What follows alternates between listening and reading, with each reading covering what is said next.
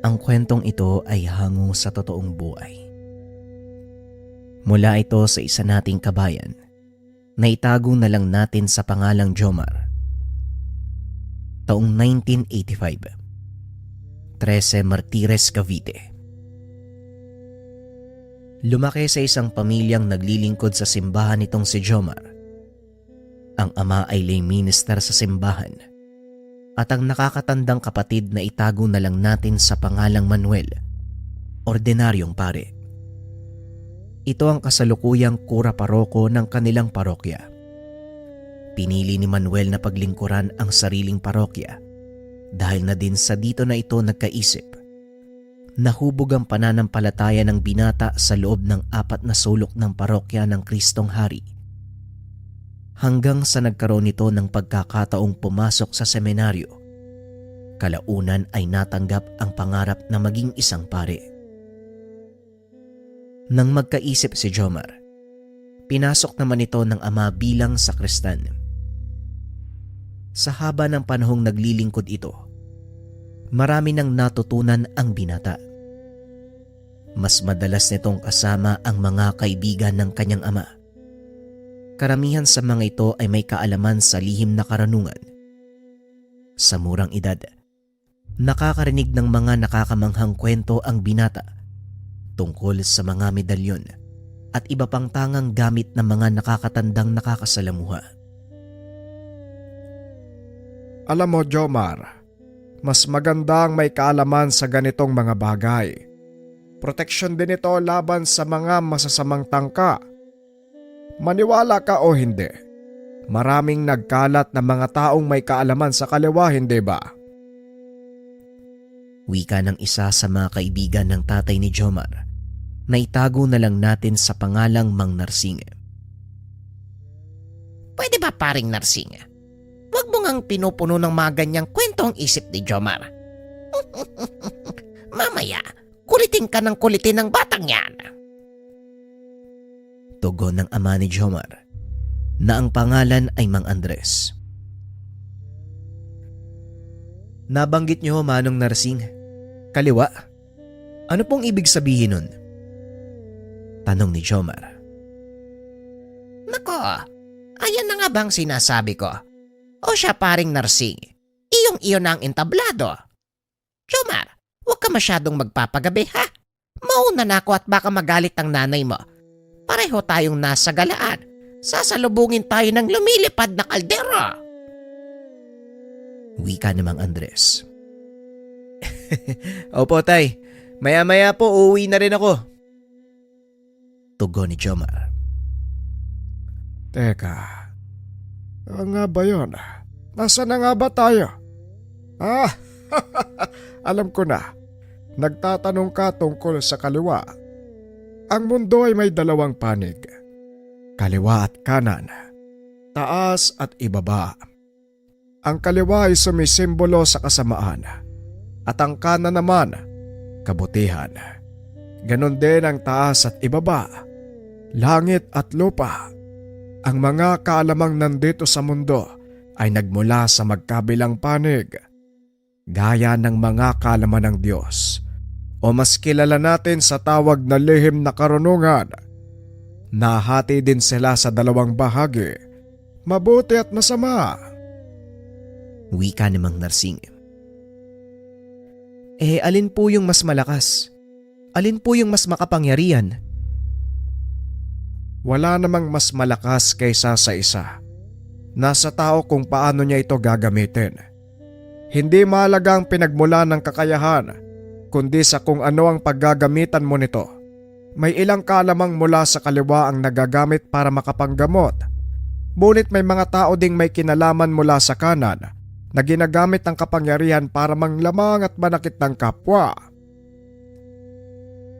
Pagpapaliwanag ni Mang Narsing. Sa murang edad, natutunan ni Jomar ang mga bagay tungkol sa lihim na karunungan. Kasabay nito, ang unti-unti niyang pagtuklas ng kakayahang nakapaloob dito. Unang pinag-aralan ni Jomar ang orasyon ng San Benito. Matagal niya nang hawak ang medalyon Ngunit wala itong alam kung gaano kalakas ang taglay nitong kapangyarihan. Nakita lang ito ni Mang Narsing na suot ng binata kaya tinanong niya ito. Yan, iho. Eto, yan. Wala ka bang alam tungkol dyan sa suot mong medalyon? Tanong ni Mang Narsing. Sa pagkakaalam ko lang po, San Benito ang tawag dito. Pero hindi ko alam kung para saan at paano gagamitin. May alam po ba kayo, Manong? Tanong ni Jomar. Sayang ang pagsusot mo ng medalyon na yan kung hindi mo alam kung paano gagamitin. Sandali lang at may kukunin ako sa kwarto. Wika ni Mang Narsing. Maya-maya ay bumalik ito sa sala at may dalang libreta. 1 pulgada ang kapal nito, 6 na pulgada ang haba at 4 na pulgada ang lapad.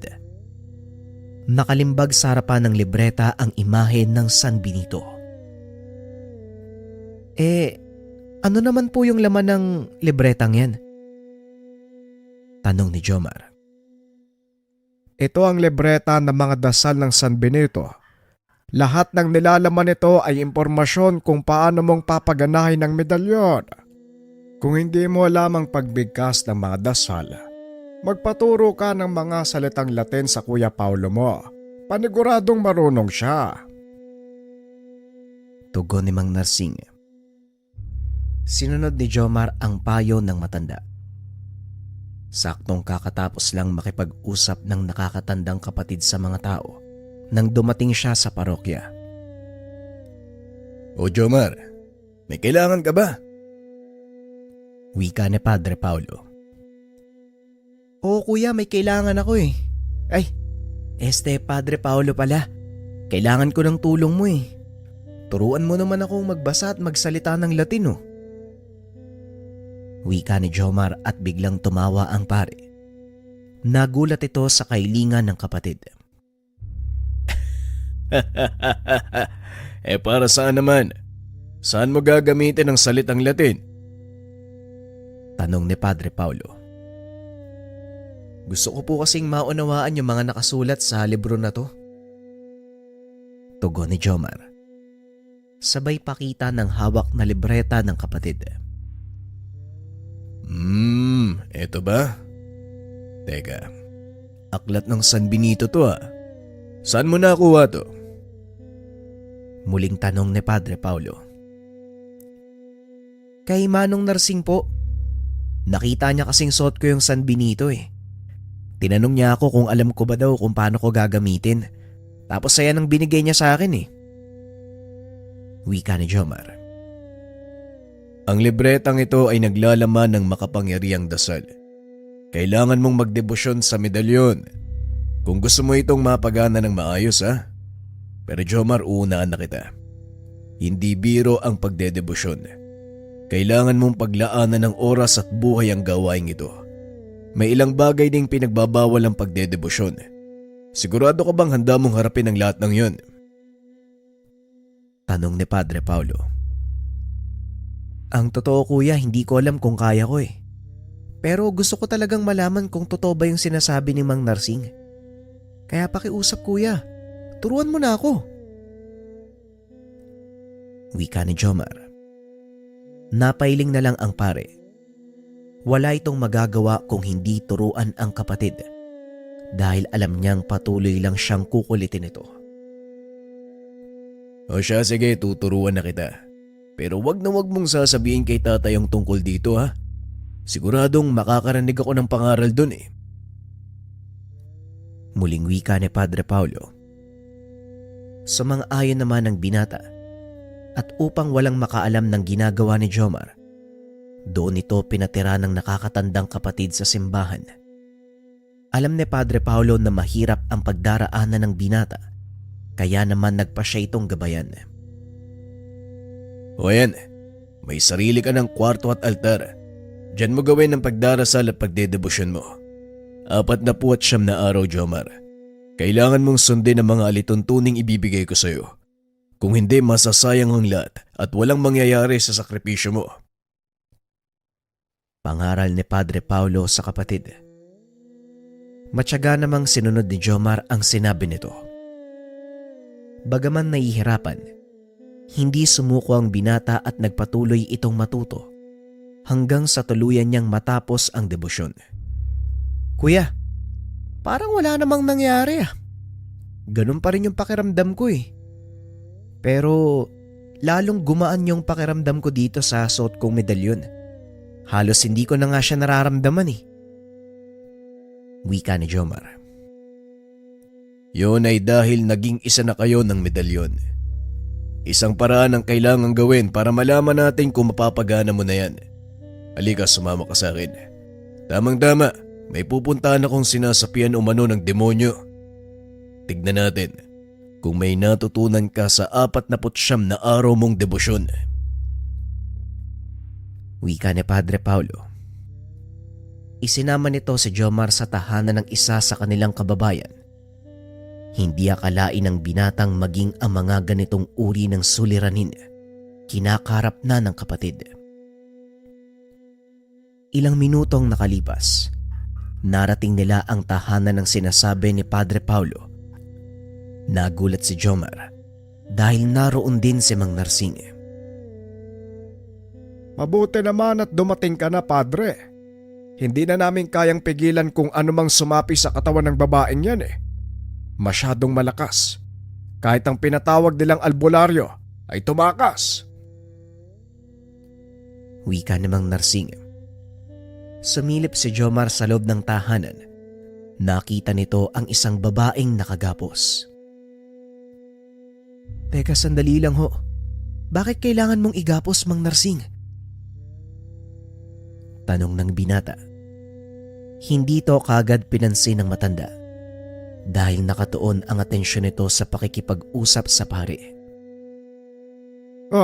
Bakit nandito ka, Jomar? Padre, bakit naman sinama mo dito ang kapatid mo? Alam mo namang napakadelikado ng gagawin natin eh. Tanong ni Mang Narsing. Gusto kong patunayan kung nagawa ba ng tama ni Jomar ang pagdedebosyon. Siya ang haharap sa nakasanib. Sige na, Jomar. Maganda ka na. Tugon ng pare. Nagsimulang magkarga ng dasal ang binata habang hawak nito ang medalyon. Sa kalagitnaan ng pag-uusal ay sumigaw ang sinasaniban. Itigil mo ang pag-uusal. Nabibingi ako. Masyadong masakit sa tenga. Wika nito. Isa lang ang ibig sabihin nito.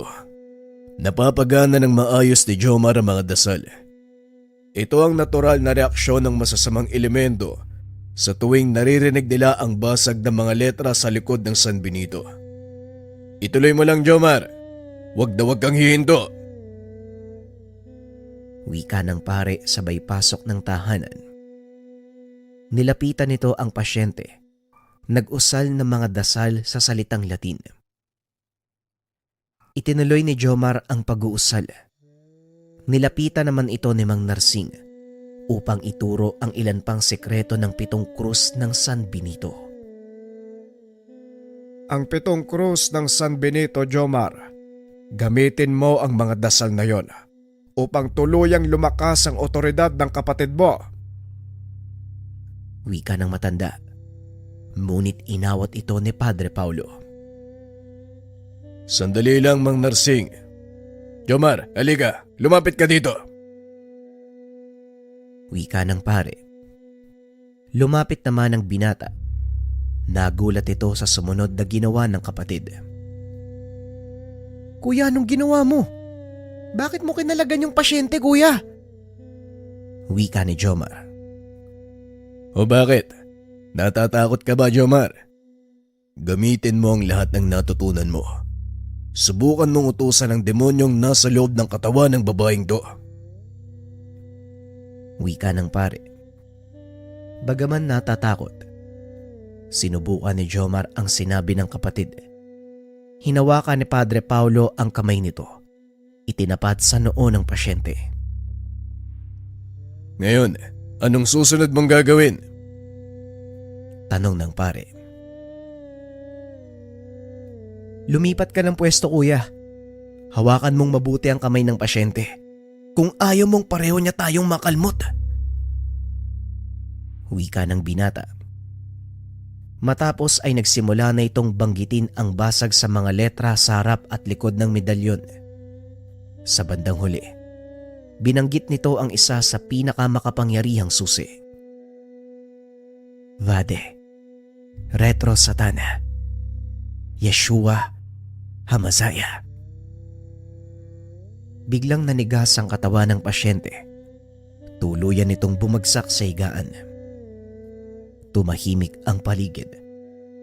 Nang tignan ni Mang Narsing si Jomar, naliligo na ito sa sariling pawis. Mahusay. Mahusay, Jomar. Hindi na masama para sa isang baguhan. Binabati kita. Isa ka ng deboto ng San Benito. Wika ni Mang Narsing. Hindi para sa akin ang karangalang ito, Manong. Para ito sa parokya ng Kristong Hari at sa Diyos Ama. Tugon ng binata. Hinawakan ng mga kaanak ng pasyente ang kamay ni Jomar. May mala ang mga kamay mo, Jomar. Totoo ngang kapatid ka ni Padre Paulo. Maraming salamat sa tulong mo. Wika ng ina ng pasyente. Sa Diyos po ang karangalan. Tagapaglingkod lang po ako ng amang makapangyarihan sa lahat. Tugon ni Jomar.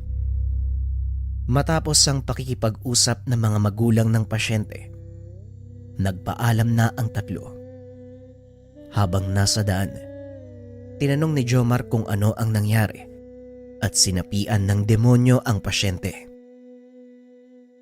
Mahina ang dunga ng batang yon. At dahil na din sa mga problemang kinakaharap, naging daan ang mga ito para tuluyang masakop ng masamang elemento ang kanyang katawan at kaluluwa. Wika ni Mang Narsing. Kung minsan, Jomar, ang mga kinakaharap nating pagsubok ay siyang nagpapahina sa ating pagkatao. Nawawalan tayo ng dahilan para lumaban at magpatuloy.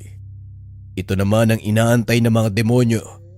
Kung kailan ka mahina saka sila papasok at makikialam. Wika ni Padre Paulo. Teka, di ba napapagitnaan nating mga tao ang mga anghel at demonyo? Walang sino man sa dalawang panig ang maaaring gumalaw sa atin. Paanong nakakasanib yung mga demonyo sa katawan ng tao? Tanong ni Jomar. Magandang katanungan, Jomar, at tama ka. Merong hindi nakikitang poder sa pagitan nating mga tao at ng mga tinatawag na celestial. Ang mga celestial, mga nilalang na nagmula sa kalangitan. Wala silang sariling katawan ngunit may sariling katauhan. Wala silang kapangyarihang pumasok sa katawan ng tao, ngunit may kakayahan silang kontrolin ang isipan natin. At sa oras na mangyari yun, nagagawa ka nilang pasunurin sa kung ano ang naisin nila. Dito na nagaganap ang sinasabi nilang pagsapi. Tugon ni Padre Paulo. Kung ganun, hindi pala talaga pumapasok sa katawan ng tao ang mga demonyo? Tanong ni Jomar. Tama ka. Ang katawan nating mga tao ay banal na templong tahanan ng ating kaluluwa. Dibino ang kaluluwa ng isang tao, Jomar, at ito lang ang may kakayahang kumonekta sa amang may likha. Bago pa man manahan ng espiritu sa katawang mortal, may sarili itong pag-iisip. Perpekto ang bawat pagpapasya at walang alinlangang sumasamba sa Diyos. Ngunit sa oras na mailagay na ito sa katawang lupa, nagkakaroon na ng limitasyon ng mga kaluluwa. Nawawala ang mga bagay na kaya nilang gawin. May ilang naiiwan, ngunit hindi na ito kagaya ng bago sila ilagay sa katawan. Pagpapaliwanag ni Mang Narsing. Napuno ng kaalaman ang isipan ni Jomar ng mga sandaling iyon. Mga aral na noon niya lamang nalaman. Napagtanto ng binata, sadyang marami pa siyang hindi natutuklasan sa mundo. Marami pa pala akong kakaining bigas. Pero salamat po sa inyong dalawa ha. Kasi kung hindi nyo sinabi sa akin yung mga bagay na yan, malamang hanggang sa kamatayan, mananatili na lang katanungan sa akin yan. Wika ni Jomar. At dahil nagawa mong pagtagumpayan ang una mong misyon, may gantimpala ka sa akin. Puntahan mo ako sa aklatan ng parokya, may ipapakita ako sa iyo. Tugon ni Padre Paulo. Kakarating lang nila sa parokya ng mga sandaling iyon. Nagpaalam na uuwi na si Mang Narsing. May gagawin pa itong importante. Matapos magdasal ng rosaryo at magpakain ng dasal sa kanyang medalyon, pinuntahan ng binata ang kapatid sa aklatan. Nakita niya itong nakatayo sa pinakadulo ng mahabang silid. Ang aklatan na ito ay naglalaman ng mga mahalagang impormasyon mula sa kung saan nagumpisa ang parokya at kung bakit ito itinayo. Pero hindi yan ang dahilan kung bakit ka nandito, Jomar. Wika ni Padre Paulo. Kung ganun kuya, anong rason ng pagpapapunta mo sa akin dito? Tanong ni Jomar. Inilapag ni Padre Paulo ang malaking itim na libro. Sobrang kapal nito na halos isang dangkal, isang talampakan ng lapad at isa't kalahati naman ng haba. Alam mo ba kung anong aklat na ito? Tanong ng pare. Opo kuya, ang banal na kasulatan ng Diyos, ang Biblia. Pero bakit may ibang lengguwaheng nakasulat? Tanong ni Jomar. Magandang katanungan. Ang tawag sa lengguwaheng ito ay Aramaic. Ito ang salitang ginamit ng ating Mesaya, ang Panginoong Kristo Jesus. At ang aklat na ito, nakalimbag ang kumpletong mga kasulatan ng mga propeta. Kung natatandaan mo, ilang aklat meron ng kabuuan ng Biblia mula sa luma hanggang sa bagong tipan? Tanong ni Padre Paulo. Simple lang. 66, 39 mula sa lumang tipan at 27 naman mula sa bagong tipan. Kuya naman, pinapunta mo ba ako dito para bigyan ng pambatang pagsusulit? Tanong ni Jomar. Tama ang sagot mo, pero mali. Wika ni Padre Paulo. Nalabis namang ipinagtaka ng binata. Paano mo nasabing mali kuya? Hindi ba ikaw ay nagturo sa akin ng tungkol sa Biblia simula nung bata pa ako? Tanong ni Jomar. Tama ka, pero may ilang bagay akong hindi isinama. At para sa mas malawak na kaalaman, eto basahin mo. Para mapagtanto kung ano ang sinasabi ko, ikaw mismo ang tumuklas, Jomar. Naupo ang binata at binuksan ang aklat. Nung una ay hindi niya ito maintindihan dahil bukod sa kakaiba ang lengguwaheng ginamit, masyado ng luma ang libro at medyo nabubura na ang ilan sa mga letra. Hindi ko naman mabasa yung mga nakasulat kuya eh. Paano ko ito maiintindihan? Tanong ni Jomar. Dahil binabasa mo ito gamit ang iyong mga mata. Bakit hindi mo subukan basahin ang mga nakasulat gamit ang iyong puso? Alisin mo sa isipan ng mga hindi kailangang kaalaman. Sabi nga nila, itapon mo ang laman ng iyong sisidlan para ito ay muling malamnan. Tugon ng pare. Matapos ay lumabas na ito. Naiwang mag-isa si Jomar habang pilit na iniisip ang sinabi ng kapatid. Ipinikit nito ang mga mata. Huminga ng malalim. Inilapat ng binata ang mga kamay sa pahina ng aklat. Unang binasa ni Jomar ang aklat ng lumang tipan. Alam na ng binata ang ilan sa mga pangyayaring sa bahaging iyon ng aklat. Ngunit may natuklasan itong mga testamento mula sa isang patriarkang nagngangalang Enoch. Si Enoch ay ama ni Metusela na ama naman ni Moises. Nakapaloob sa testamentong iyon ang rason kung bakit kinakailangang gunawin ang mundo gamit ang dakilang anaw o ang pagbaka. Ipinaliwanag din sa aklat na iyon kung bakit ang ilan sa mga anghel ay nahulog sa lupa, maging ang pinagmulan ng mga demonyo, ng mga higante, na kung tawagin naman ay Neplihim. Maliban dito, may mga sekretong kasulatan din mula sa nasabing aklat ang natuklasan ng binata. Ilan sa mga ito ay mga inkantasyon, orasyon at mga dasal.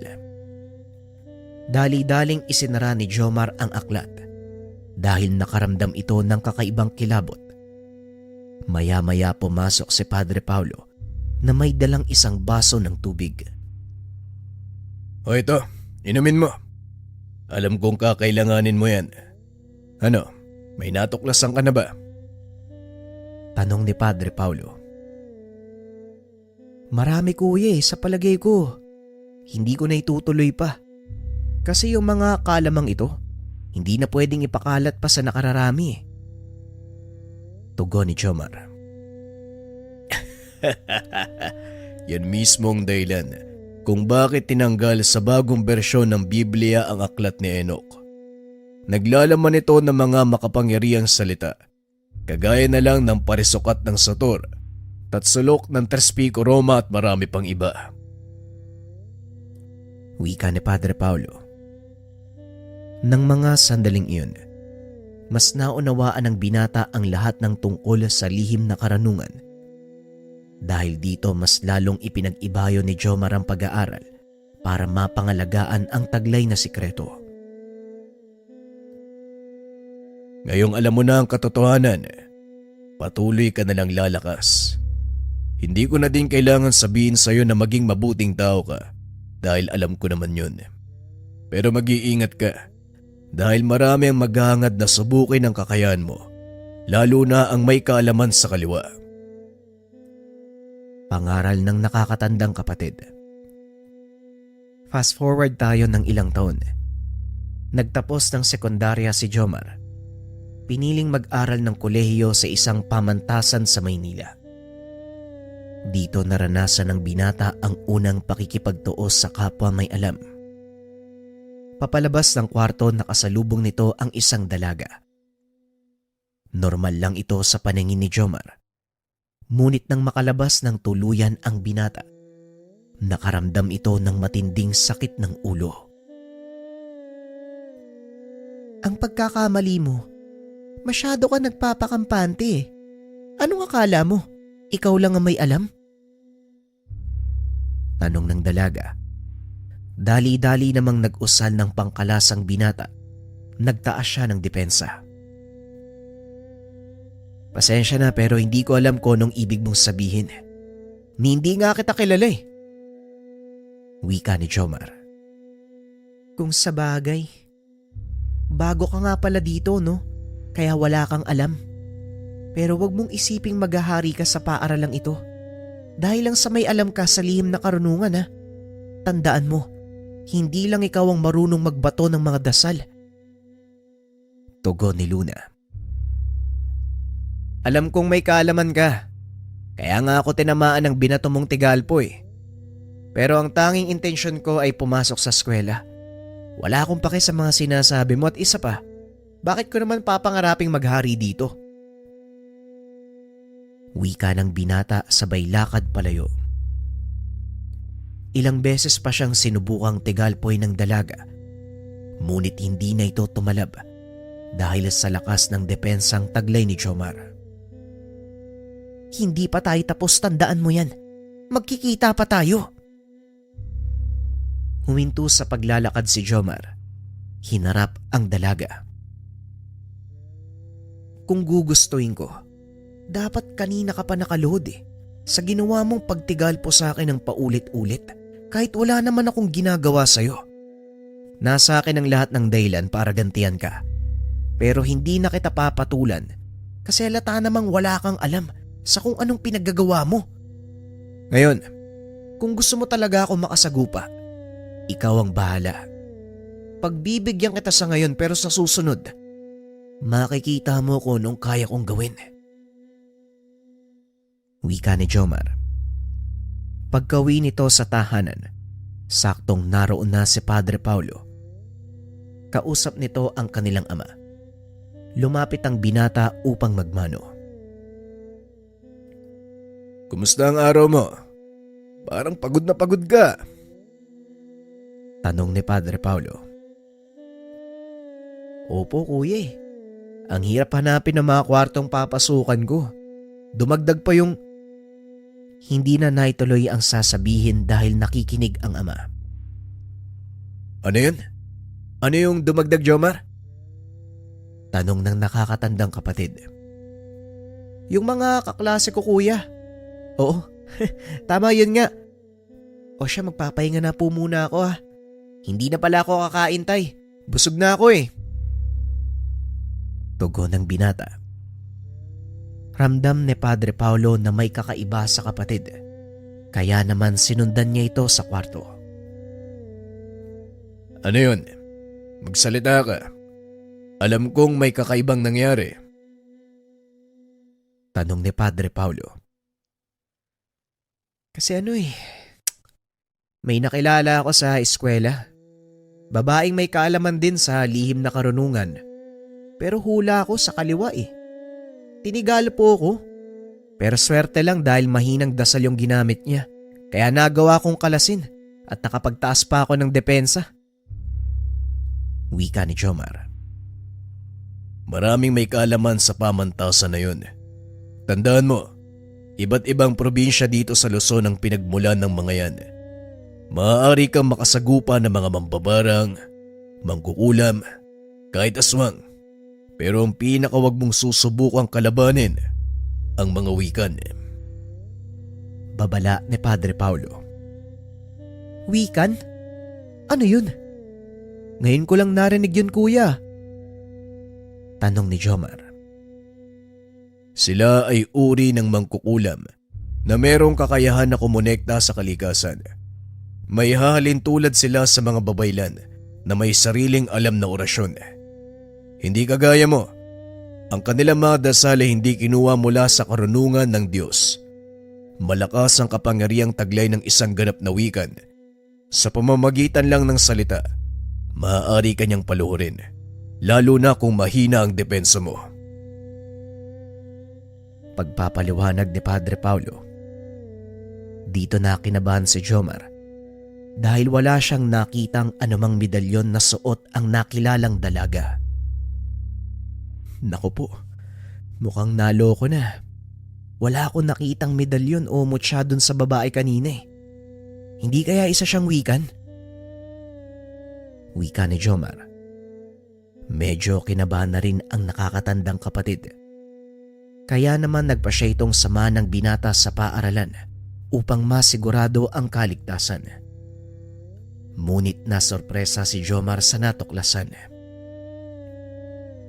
Kinabukasan, pababa ng sasakyan ng binata kasama si Padre Paulo. Sa gate pa lang, pinagtitinginan na ito ng mga gwardya dahil hindi mapagkakamalang pare ang binata. Nakasuot ito ng itim na jacket at may itim na pantalon. Maglakad ka lang ng tuwid.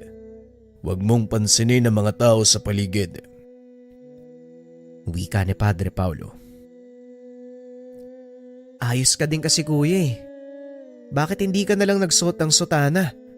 Mukha kang leader ng sindikato dyan sa ayos mo eh. Tugon ni Jomar.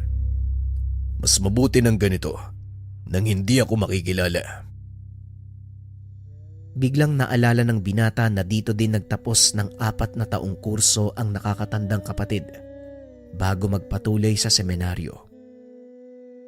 Malapit na sila Jomar sa gusali kung saan naroroon ang kanyang silid-aralan. Nang nakasalubong nila ang mga estudyante sa ika-4 na baitang. Hindi alam ni Jomar kung ano ang kurso ng mga ito. Ngunit nagulat ang binata dahil nagsipagyukuan ang mga ito at huminto sa paglalakad habang dumadaan sa harapan nila si Padre Paulo. Ayos ah. Para ka talagang leader ng sindikato kuya. Wika ni Jomar. Sa hindi kalayuan, nakita ng binata ang dalagang nagbato ng tigalpo sa kanya. Dali-dali itong itinuro kay Padre Paulo. Nang makita ng dalagang siya ang pinag-uusapan ng dalawa, mabilis itong pumasok sa silid. Yun ba? Siya ba yung sinasabi mong babae? Tanong ng pare. Siya nga kuya, hindi ko alam kung anong tangan niya o aral na nalalaman. Pero isa lang ang sigurado ko, may kaalaman siyang taglay. Tugon ni Jomar. Tama ang hinala mo, Jomar. Pero kung mahinang tigalpo lang ang binato niya sa'yo, wala kang dapat alalahanin. Dahil binibigyan ka lang niya ng babala. Mas mabuting kausapin mo siya na maayos. Dahil siguradong may gustong iparating sa'yo ang babaeng yan. Matapos makita ang sinasabi ng kapatid, kaagad nang nagpaalam si Padre Paulo. Saka lang nalaman ng binata na kilalang kilala pala ang kapatid sa paaralang iyon. Gayunpaman, hindi na naging malaking usapin ng pagkakakilanlan ni Padre Paulo sa lugar. Dali-daling pumasok sa klase ang binata at nakita nito ang dalaga. Nakahinga ng maluwag ang binata dahil hindi na ito mahihirapan sa paghanap. Naupo si Jomar sa tabi ng dalaga. Ang lakas ng loob mong tumabi sa akin ah. Sawa ka na ba sa buhay mo? Tanong ng dalaga. Hindi naman sa ganun. Sabihin na lang natin na hindi ako natatakot sa mga banta mo. At isa pa, gusto kitang kausapin tungkol sa mga sinabi mo sa akin eh. Tugon ni Jomar. Nasabi ko na ang lahat ng dapat kong sabihin.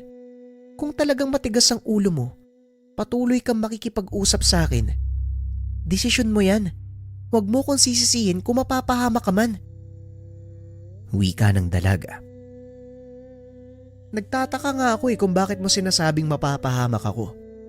Hindi ko alam kung anong meron sa paaralang ito eh. Kung anong meron sa'yo. Kaya nga gusto kitang makilala ng lubusan. Luna ang pangalan mo, di ba? Ako nga pala si Jomar. Pagpapakilala ng binata. Talagang hindi ka nakikinig ano? Bahala ka nga dyan. Tugon ng dalaga. Patuloy na sinundan ni Jomar si Luna dahil pareho lang ang mga asignaturang pinapasukan nila. Iisang kurso lang ang kinukuha ng mga ito. Hanggang sa matapos na ang klase, nakasunod pa rin si Jomar sa dalaga. Hindi mo ba talaga ako lulubayan? Ang sabi ko umalis ka na dahil wala akong panahon para… Hindi na naituloy ng dalaga ang sasabihin. Tila may kung ano itong naramdaman. Oh, anong problema? Hindi ba gusto mo ng kasagutan?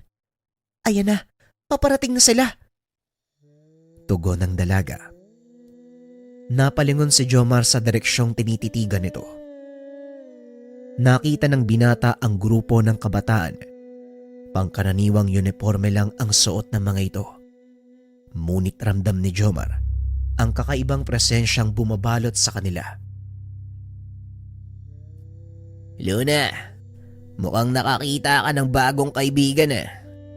Sabihin mo nga sa amin, eto na ba ang pinagpalit mo sa ating grupo? Wika ng lalaki. Wala naman akong pakinabang sa inyo, di ba? Mahina ako. Kaya kung pwede, lubayan nyo na ako at isa pa. Wala namang ginagawang masama yung taong to ah. Kung pwede, hayaan nyo na lang siya. Tugon ni Luna. Hayaan. Alam mo ang patakaran sa paalalang ito. Kaya huwag kang makialam kung ayaw mong pati ikaw masaktan. Hinawi ni Jomar ang dalaga papunta sa kanyang likuran upang kausapin ang binata. Pasensya na pero mukhang hindi tama yung ginagawa nyo ah. Hindi ko hahayaang may masaktan dahil lang sa kung anumang tradisyong pinaniniwalaan nyo. tumawa ng malakas ang binata, inakbayan si Jomar. Hindi lang to basta tradisyon. Hindi kami papayag na may kung sinong baguhan ang magmagaling dito sa teritoryo namin. Rodel, tama na. Bitawan mo siya. Wala namang kinalaman si Jomar dito ah. Yung pala. Jomar pala yung pangalan mo. Wes, gusto ko lang din magpakilala. Ang pangalan ko ay Rodel.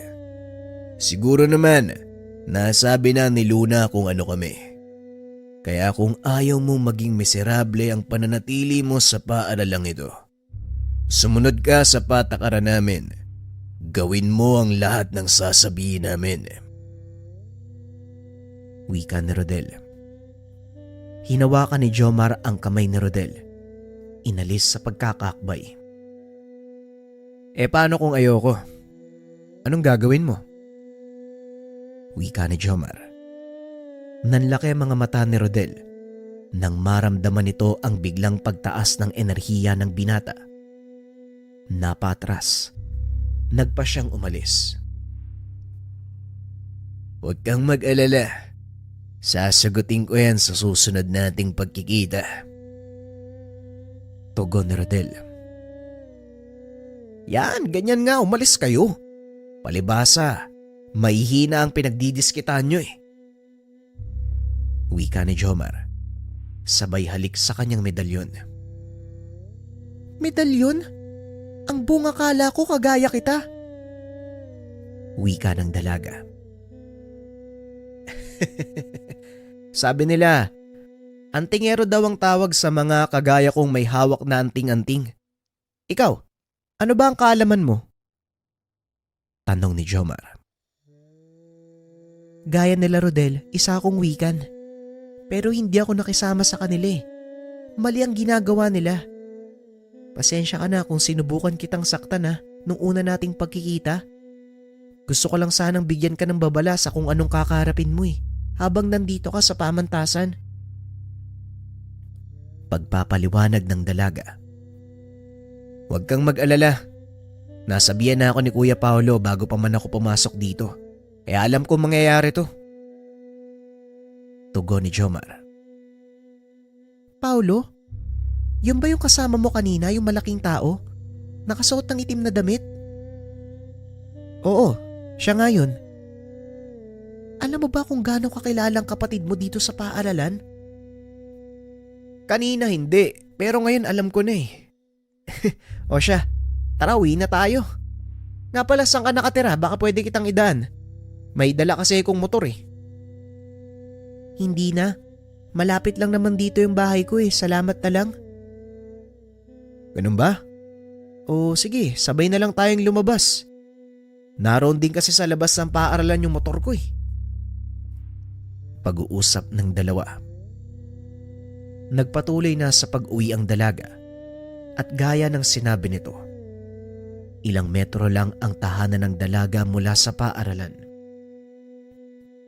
Nang masiguradong ligtas na, saka naman sumakay ng motorsiklo ang binata para umuwi.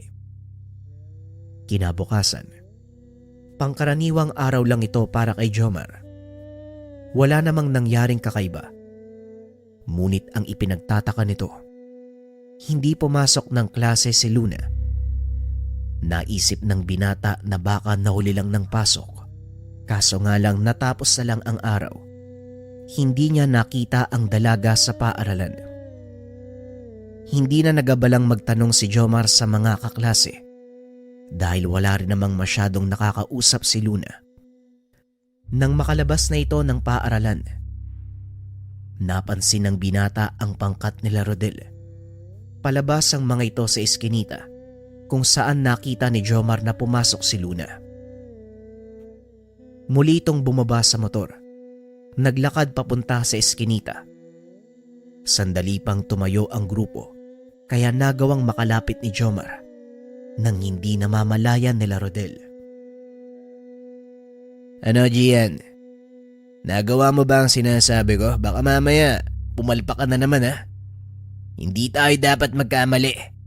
Lalo pat may malakas sa kasangga si Luna. Wika ni Rodel sa isa nitong kasama. Hindi yan, Rodel. Alam kong pupuntahan siya ng lalaking yun. At sa oras na pumasok siya sa bahay nila Luna, siguradong hindi na siya makakaligtas. Narinig ni Jomar ang lahat ng pinag-uusapan ng mga ito. Sigurado ang binata na siya ang punterya ng mga wikan. Nagpasya ang binata na wag tumuloy sa pagpunta sa bahay ni Luna. Dali-dali itong umuwi. Sinabi ang nangyari sa kapatid. Tama lang ang ginawa mo. Huwag mong alalahanin si Luna dahil hindi siya sasaktan na makauri nila. Hindi basta-basta ang makipaglaban sa mga wikan, Jomar. Hindi mo sila kakayanin kung mag-isa ka lang. Wika ni Padre Paulo. Ayoko lang na may mapahamak ng dahil sa akin. Kaya wala akong pakialam kahit gaano pa sila kalakas. Tugon ni Jomar. Hindi yun ganong kadali, Jomar. Kung susugod ka sa kanila, antayin mo ko. Tatawagin ko lang si Mang Narsing. Mga wika ng kalaban natin dito. At bilang kapatid, hindi kita maaaring pabayaan. Wika ni Padre Paulo. Hindi na nagsalita ang binata. Inantay na lang nito na dumating si Mang Narsing. Ilang minuto ang nakalipas ay dumating na ang matanda. Nasabi sa akin ni Padre Paulo ang gagawin mo. Hindi ka ba nag-iisip, Jomar? Wika ng kalaban natin dito. Hindi pangkaraniwang mga bertudes. Kaya nilang kumonekta sa kalikasan at gamitin ang enerhiya mula dito bilang sandata. Wika ni Mang Narsing. Ilang ulit ko nang pinagsabihan yan, pero hindi nakikinig. Wika ni Padre Paulo. Nadamay lang kasi yung kaklase kong babae. Ang totoo, binalaan pa niya ako sa maaaring mangyari. Kaya siya ang napahamak at ngayon hawak siya na mga wikan at ginawang pain. Tugon ni Jomar. Ang ipinagtataka ko, bakit kailangan pa nilang idamay ang dalaga? Araw-araw naman kayo nagkikita sa paaralan. Pwede ka naman nilang direktang atakihin. Tanong ni Padre Paulo. Napatras ko sila nung una naming pagkikita eh. Alam kong hindi nila ako kakayanin, kaya ginamit nilang paing si Luna. Tugon ni Jomar. May ibang binabalak ang mga taong yan. Tama lang ang ginawa mong hindi nagpapadalos-dalos ng desisyon. Ngayon ang kailangan nating gawin, dalhin sila sa isang banal na lugar. Hindi gumagana ang kapangyarihan ng mga wikan sa mga lugar na gaya ng simbahan. Wika ni Mang Narsing. Pero paano natin gagawin yun? Ako ang gusto nilang mahulog sa patibong. Imposibleng pumunta sila sa simbahan lalo pat hindi gumagana yung kakayahan nila. Tanong ni Jomar. Madali lang yan. Gusto nilang patunayan na malakas sila, hindi ba?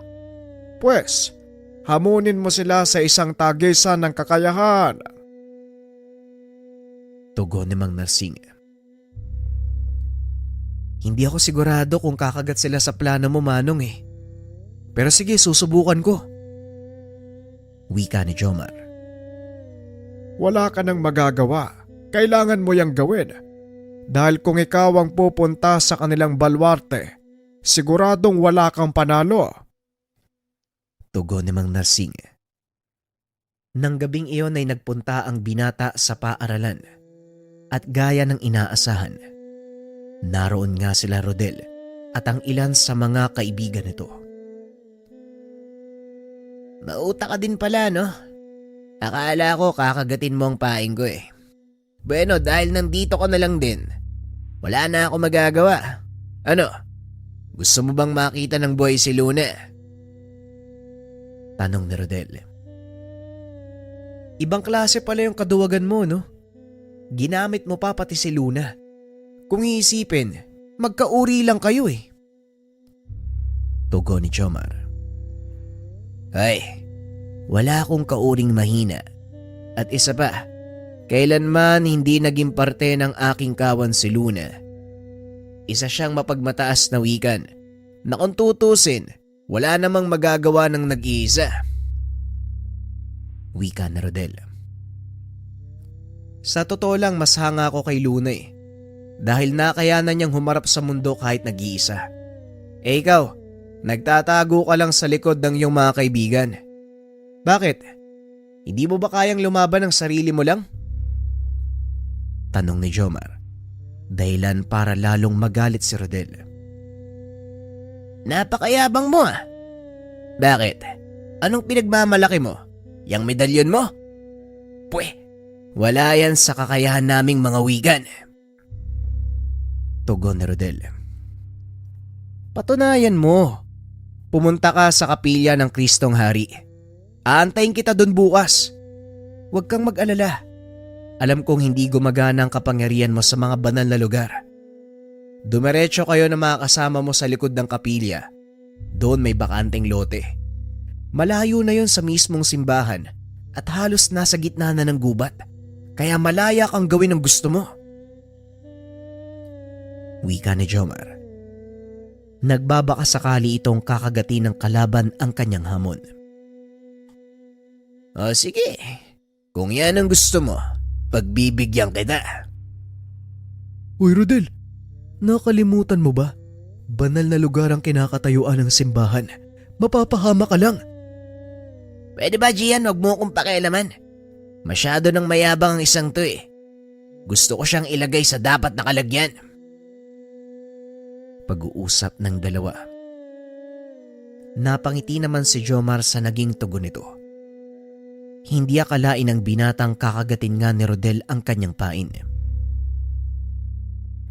Aantayin kita sa lugar na sinabi ko bukas ng hapon. Pagkatapos ng klase, isama mo lahat ng gusto mong isama. Kung tutusin, pwede na natin ngayon gawin yung laban Pero alam kong gusto mong magmalaki sa mga kauri mo, kaya bibigyan kita ng pagkakataon na isama sila. Wika ng binata sabay alis sa lugar. Pagdating sa kapilya, sinabi nito ang naging resulta ng pag-uusap nila ng kalaban. Magaling Rodel. Ngayon ang kailangan na lang nating gawin. Ihanda ka sa magiging laban nyo. May ilang bagay akong ituturo sa iyo. Ito ay ang pagkonsagra ng isang lugar. Gaya ng sinabi ng pare, itinuro nito ang simpleng paraan ng pagbabasbas. Kampante sa Padre Paulo na magagawa ito ng maayos ng kapatid dahil nagtagumpay na ito sa ginawang debosyon sa medalyon ng San Benito. Tignan mo ang imahe ng Kristong Hari, Jomar.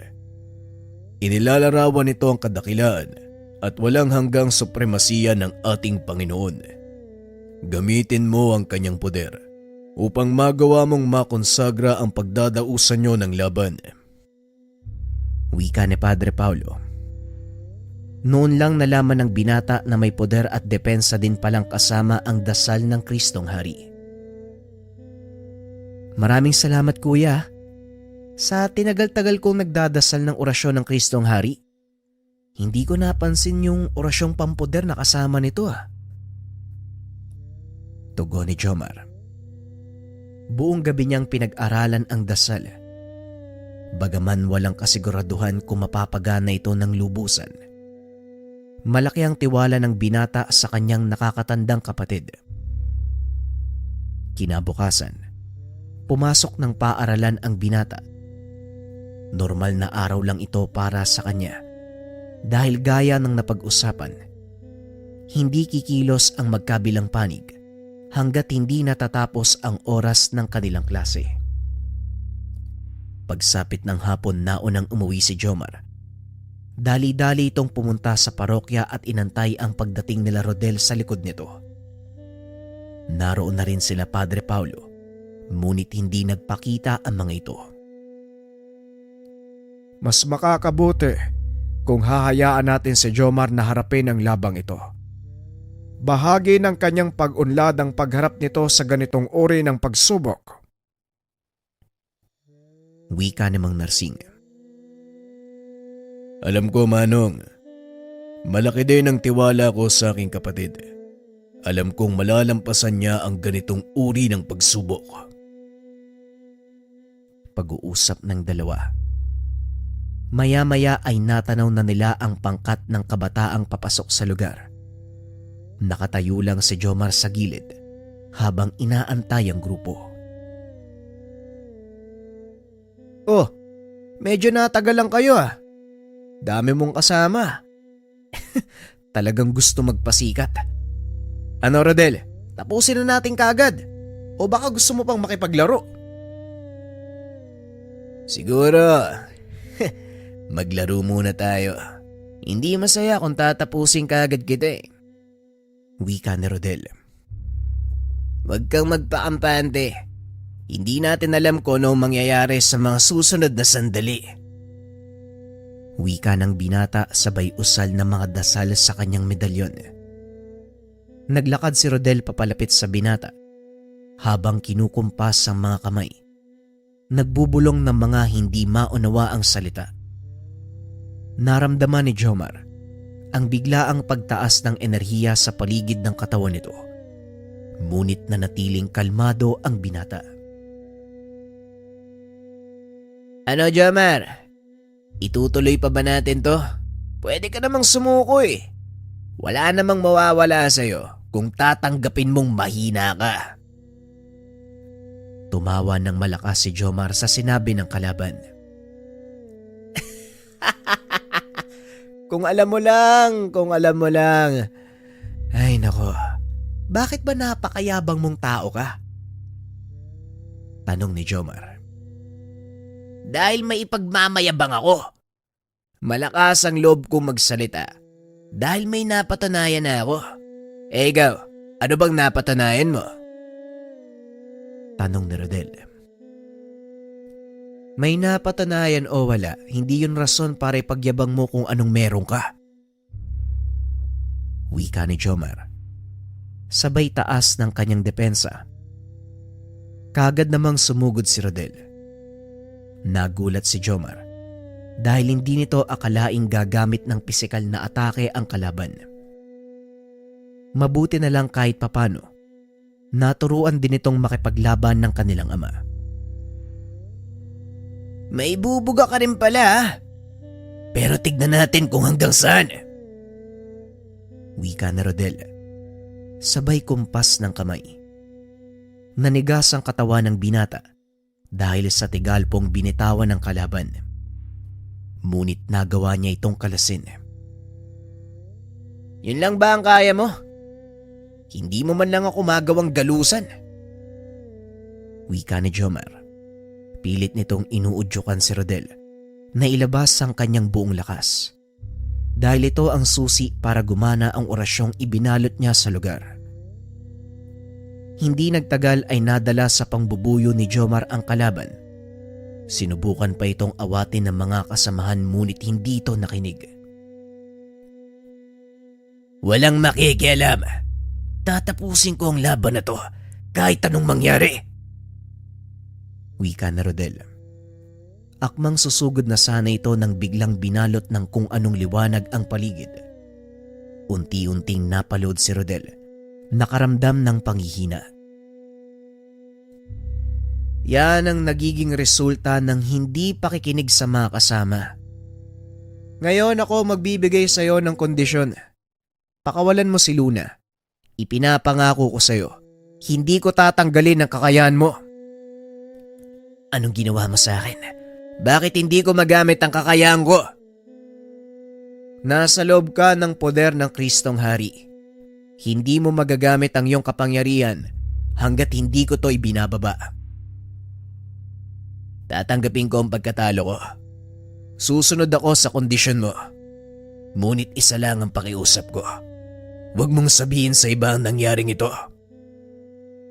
May isang salita ako. Walang makakaalam ng nangyari ngayon. Pakawalan mo si Luna. Kakalimutan ko yung nangyaring sagupaan. Kagad inutusan ni Rodel ang mga kasama na pakawalan ng dalaga. Nagsilbing aral kay Rodel ang nangyari. Nakuha ni Jomar ang respeto ng mga wikan. Sa paglipas ng mga taon, nakapagtapos ng pag-aaral si Jomar, piniling magpatuloy bilang pulis. Hindi inasahan ng kapatid na pare ang naging pasya nito.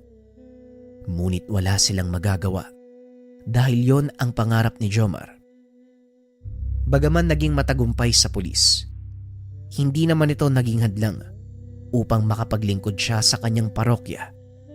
Patuloy niyang ginagamit ang lahat ng nalaman sa lihim na karunungan sa ibang pamamaraan bilang pulis. May mga pagkakataon, hindi lang mga kasong pangkriminal ang kanyang tinutugunan, maging ang mga espiritual na usapin, kanyang pinaglilingkuran.